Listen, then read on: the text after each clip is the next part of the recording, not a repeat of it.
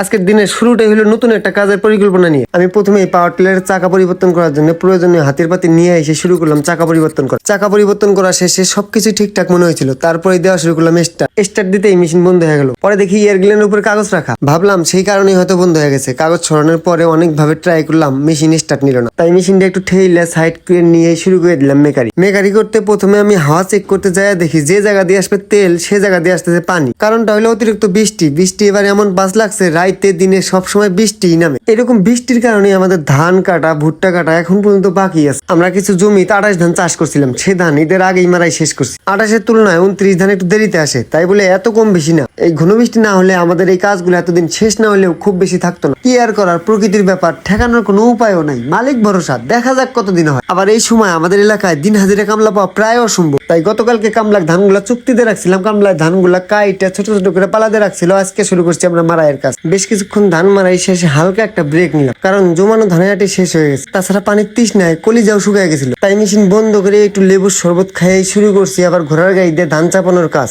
ধানের আটিগুলো অবশ্য কাছাকাছি, তারপরে ঘোড়ার গাড়িতে নিয়ে আসলে খুব তাড়াতাড়ি হয়। তাছাড়া আকাশের যে পরিস্থিতি, কখন বৃষ্টি এসে ঠিক নেই, অন্ধকার নেমে গেছে, মনে হয় রাত হইতেছে। হঠাৎ করে এত পরিমাণে মেঘ ধরলো, মেঘের কাপ চাপ দিয়ে মারাই করা ধান ঢাইকা থিয়ে বাড়ি যাওয়ার আগেই শুরু হয়ে গেছিল বৃষ্টির কারণে বাড়ি যা কিছুক্ষণ অপেক্ষা করা শেষ হইতে না হইতে আকাশ ভালো হয়ে গেছে। ছাত আমরা আবার শুরু করে দিছি আমাদের মাঠের কাজ। আবার আমাকে অনেকে প্রশ্ন করতে পারেন, ভাই এই দিনে আপনারা ধান কেন এত ঘুরাই কাটছেন, কাঁচা ধান কেউ ওইভাবে মারাই করে? হ্যাঁ করে, আমাদের এলাকার মানুষ করে, আমরা করি। কারণ মানুষের ভাতের অভাবের থেকে গরুর খাবারের অভাবটাই বেশি। এই যে সামনে বন্যা আসতেছে, তার পাশে শুধু পানি আর পানি থাকবে, গরুর খাবার থাকবে না। তাই যত কষ্টই হোক গরুর খাবারের জন্য খেরগুলো সংগ্রহ করে সবাই। আজকে ধান মারাইয়ের কাজ শুরু থেকে শেষ পর্যন্ত ছিল ক্লান্তি, রোদ, আবার বৃষ্টির ঝামেলা, তবুও কাজ থামেনি। কারণ কৃষকের জীবনটাই পরিশ্রম ছাড়া অন্য কোনো রাস্তা নাই। তারপরেও শুকুর আলহামদুলিল্লাহ কাজটা সঠিকভাবে করতে পারছি। আজকের মতো আমি এখানে শেষ করছি। সবাই ভালো থাকবেন, সুস্থ থাকবেন, নিজের পরিবারের প্রতি খেয়াল রাখবেন। আল্লাহ হাফেজ।